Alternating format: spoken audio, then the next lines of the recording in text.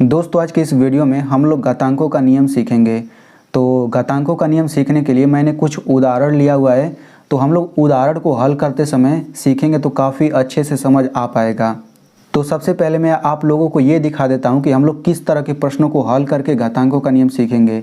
ठीक है, तो यहाँ पे आप देख सकते हैं, ये हम लोग पहले प्रकार के सवालों को हल करके पहला नियम सीखेंगे घातांक का, और यहाँ पे हम लोग इस तरीके के सवालों को हल करके दूसरा नियम सीखेंगे घातांक का, और यहाँ पे हम लोग इस प्रकार के सवालों को हल करके घातांक का तीसरा नियम सीखेंगे।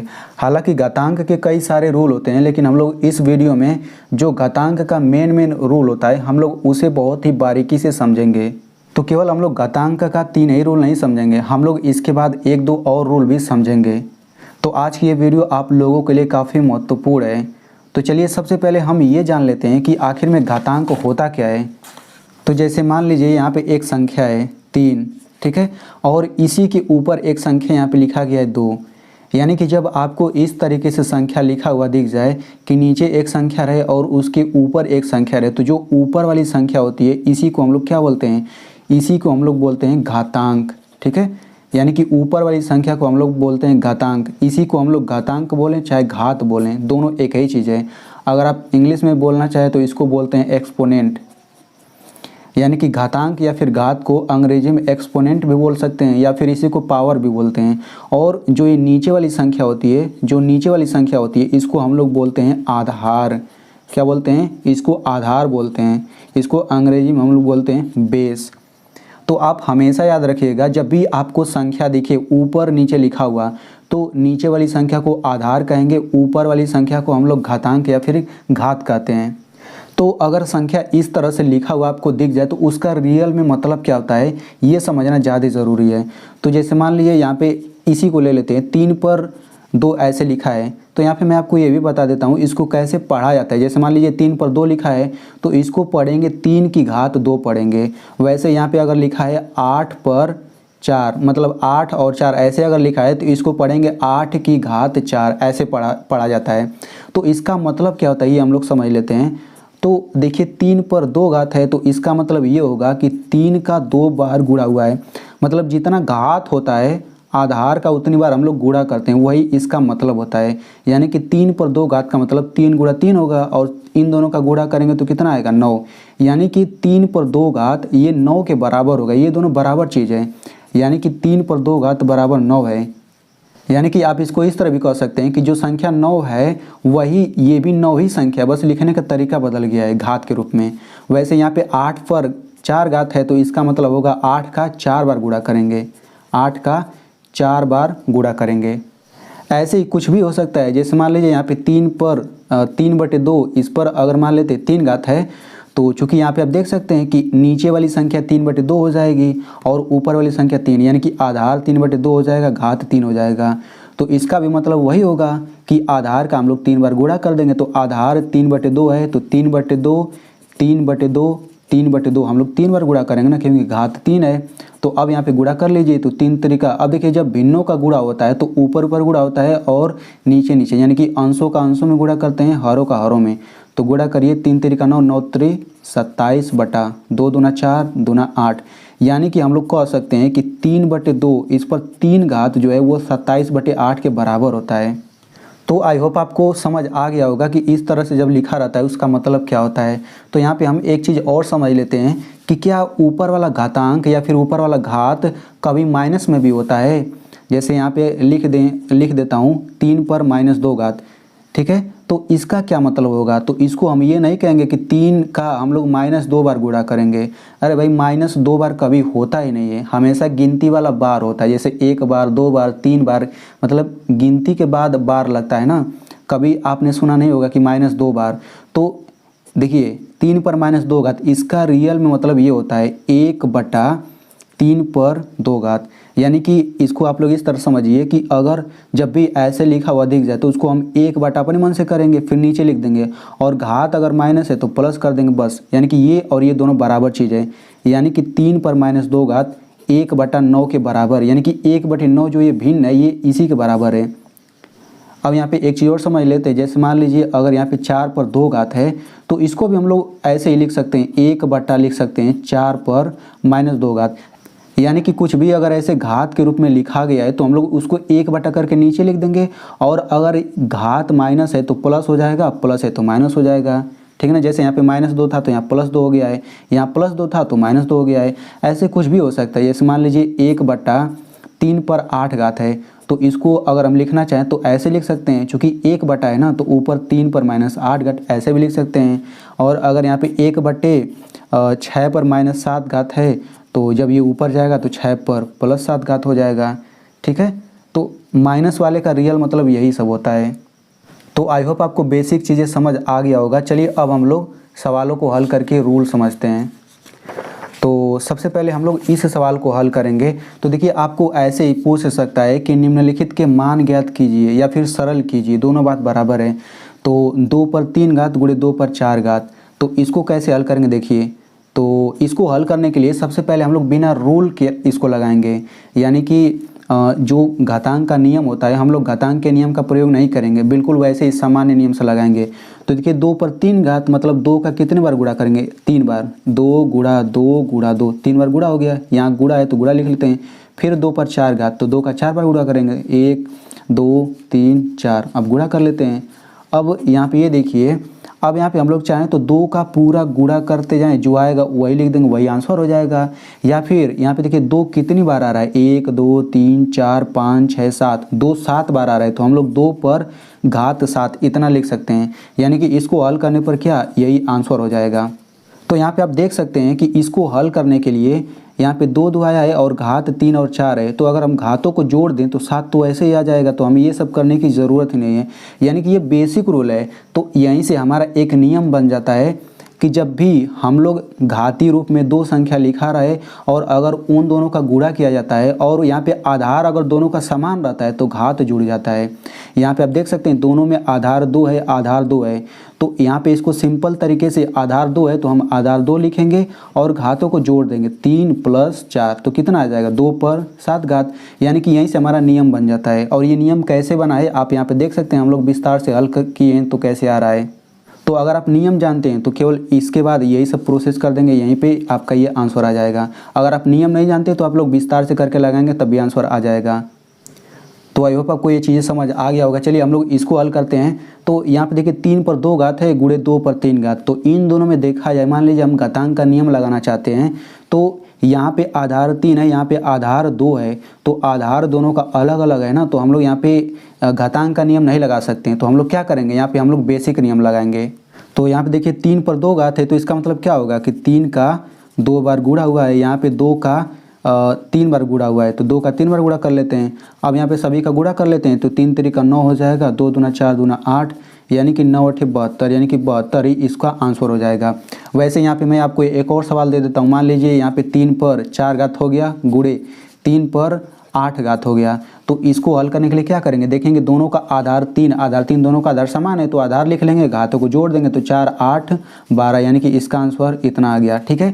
लेकिन जब अगर माइनस घात आ जाए तब क्या करेंगे, देखिए घात माइनस रहे चाहे कुछ भी रहे, जो रूल होता है उसी का प्रयोग करेंगे। तो देखिए हमें इसे हल करना है, तो हम घातांक का नियम प्रयोग करके मान लीजिए इसको हल करना चाहते हैं, तो क्या करूँगा, दोनों का आधार देखिए 3 है, आधार 3 है, तो आधार बराबर है, तो हम घातों को जोड़ सकते हैं। तो आधार यहाँ पे लिख लीजिए और घातों को जोड़ दीजिए, लेकिन इसका घात क्या है, -5 है, तो आप इसका घात -5 लिखिए, इसका घात 7 है तो यहाँ पे आप 7 लिखिए। अब इन्हीं दोनों को जोड़ना है तो बीच में प्लस कर लेते हैं, तो ये कितना आ जाएगा। अब देखिए -5 + 7, इसको जब हल करेंगे तो ये +2 आता है। तो अगर आपको इस तरह का घटाना या फिर जोड़ नहीं आता है तो उसके लिए मैंने एक वीडियो बनाया, उसको देखना चाहते हैं तो यहाँ पे लिंक मैं उसका दे दूंगा।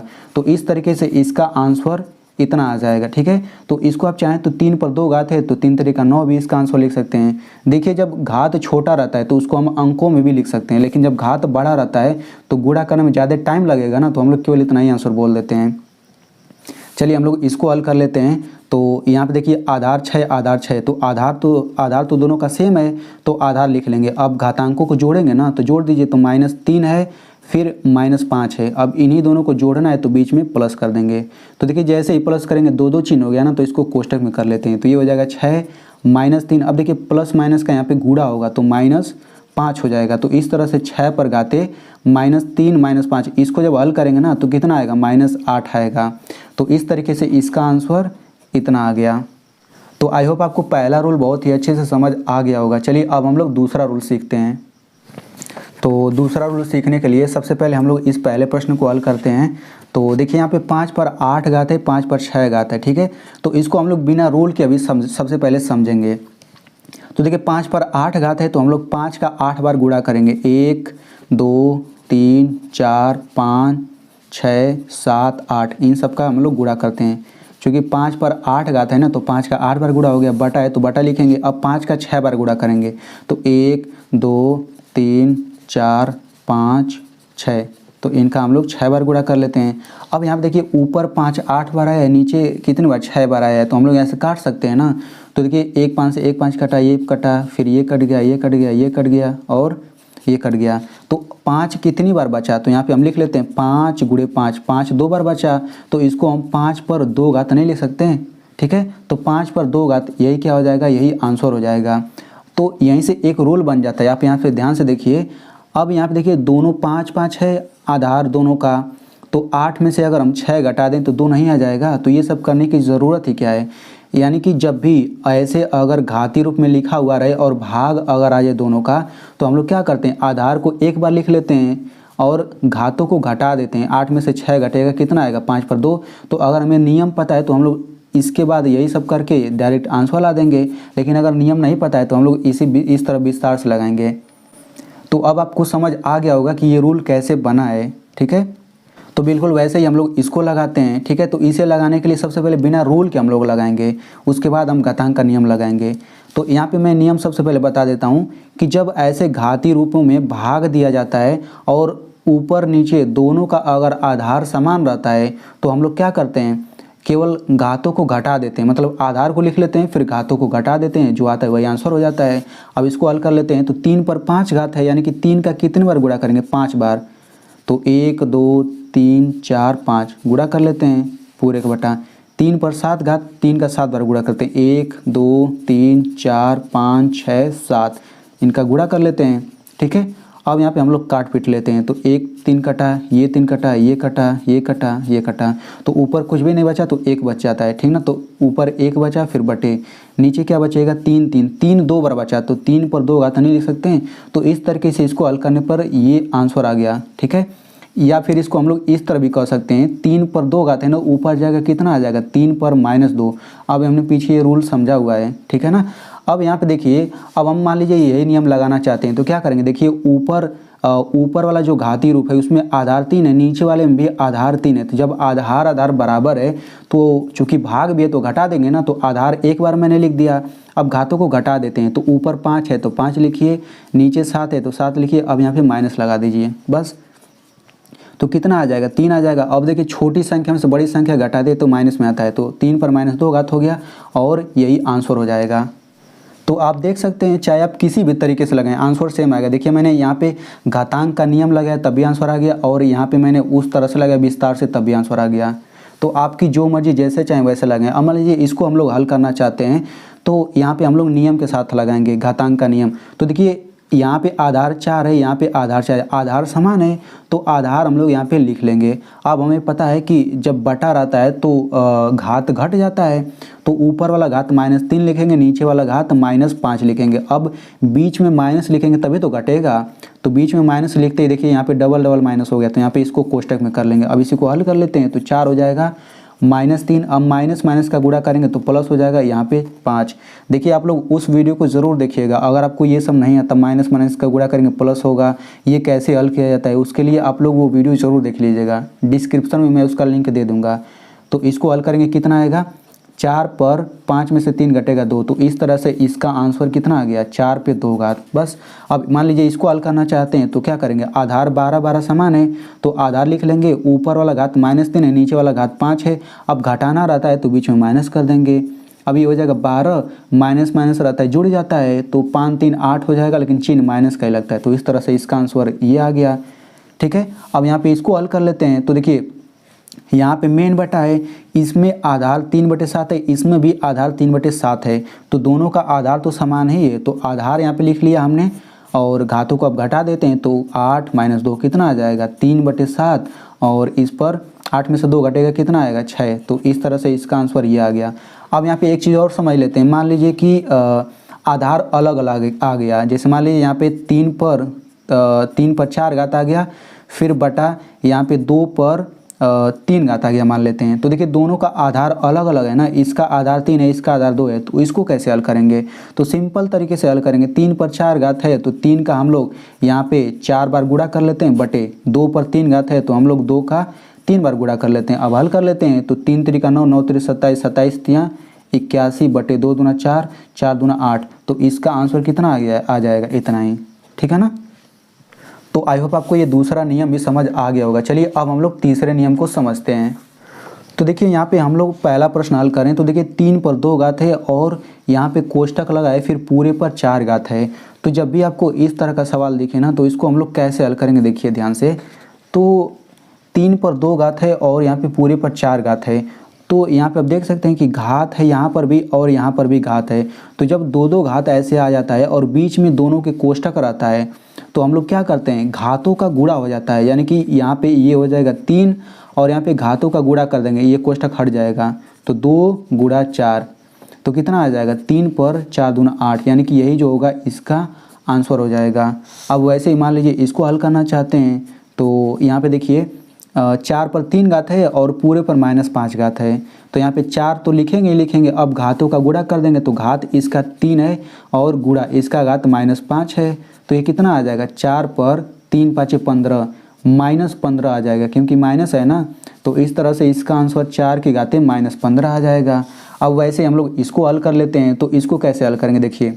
तो चूंकि इसमें देखिए 7/6 ये पूरा आधार है ना, इस पर 3 घात है और पूरे पर 6 घात है, तो बिल्कुल वैसे ही करेंगे। यहाँ पे 7/6 पूरे पर 3 घात है और यहाँ पे पहले से ही 6 घात है, तो दोनों का गुणा करेंगे ना, ये बड़ा वाला कोष्टक हटा देते हैं तो 6 हो जाएगा। अब 7/6 पूरे पर कितना हो जाएगा, 3 छाक 18 घात, तो यही इसका आंसर हो जाएगा। चलिए हम लोग एक और रूल समझ लेते हैं, ठीक है ना। तो देखिए चौथा रूल ये कहता है कि अगर कोई भी संख्या दिया रहे, ठीक ना, कोई भी संख्या हो, अगर मान लेते हैं उस पर 0 घात आ गया तब उसका मान क्या होगा। जैसे मान लीजिए यहाँ पे 3 आ गया, अगर इस पर यहाँ पे 0 घात आ जाए तो इसका मान हम लोग क्या लिखेंगे, 3 का 0 बार गुणा। ये तो ऐसा हो ही नहीं सकता। तो आप लोग यहाँ से एक चीज़ याद ही कर लीजिए कि अगर किसी भी संख्या पर 0 घात आए तो उसका हमेशा मान एक ही होता है, यानी 3 पर 0 घात का मान एक ही रहेगा।